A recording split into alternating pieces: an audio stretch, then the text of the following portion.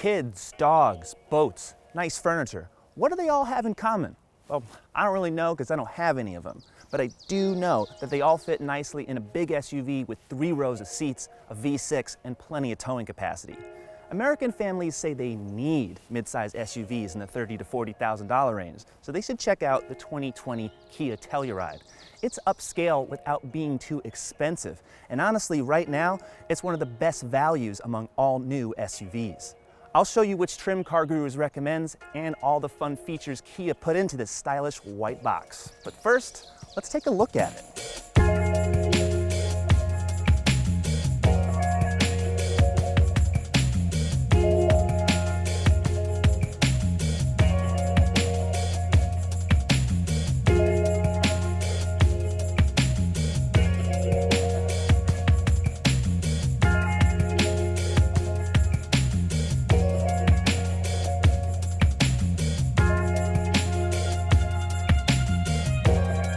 Simple. That's the Telluride. It will stay in fashion long after your children move on from Pokemon Go and Fortnite.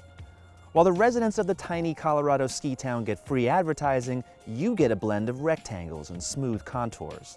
This shoulder line curves outward from the doors and extends to the tail. That's very Volvo. This wide space type on the hood and tailgate, very Range Rover. But those are just a couple elements. The whole vehicle is Kia, like this satin trim curving upwards on the B-pillar. It matches the shape of the grille, which is the widest ever fitted to a Kia. The vertical headlights are thin, like these lower air intakes, and they feature rectangular running lights in amber instead of the usual white. Same goes for these taillights, which look like the end of a hockey stick. The Telluride is tall, yet the hood doesn't tower over pedestrians like a Chevy Tahoe's. Everything is clean, minimal, and expensive looking, except this, the badge.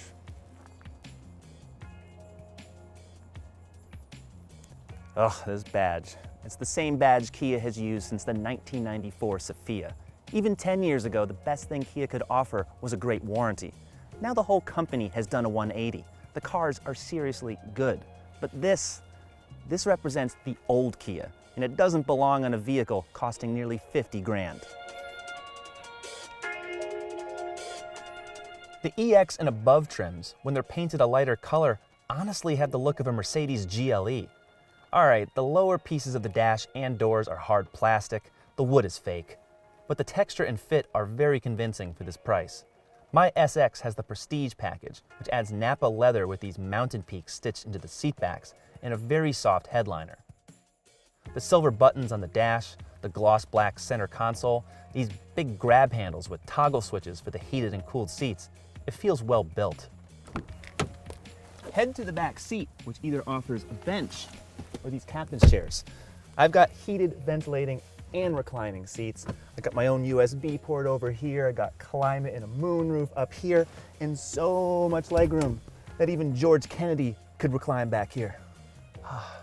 Even the third row has enough leg and headroom for an average adult, at least on a shorter trip. Add up every dimension, and according to the EPA, the Telluride offers more interior volume than a Chevy Tahoe. We've got 21 cubic feet behind the third row, and when both rows are folded, pretty easy with these buttons, you'll have 87.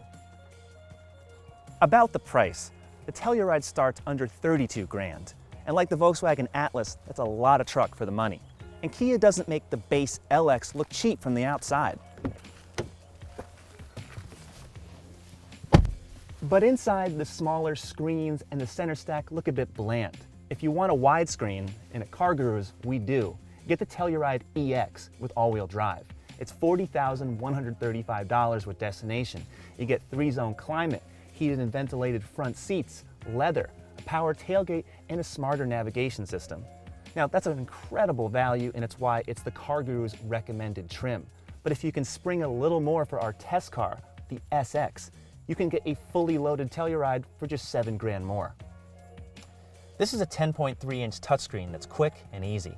You can configure the home screen to show what you want, swipe for more options, and choose to show or hide this panel to split the screen. Thankfully, there are also hard buttons to browse through the system. On the higher trims, the nav searches online with Kia's Uvo suite of connected car apps. But there's more. You can record voice memos. Chapter 1. The Twinkies were gone. Tap here and you can turn the stereo into a PA system. The principal's office.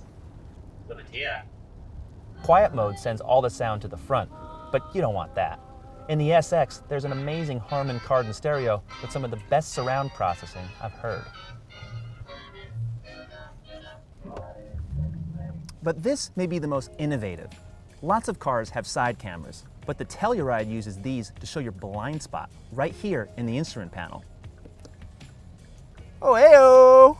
Flick the turn signal and you can see what's near you. It's a little distracting at times, and the viewing angle isn't as wide as what you'll find in Honda vehicles with lane watch. But anything to avoid collisions, in my view, is helpful.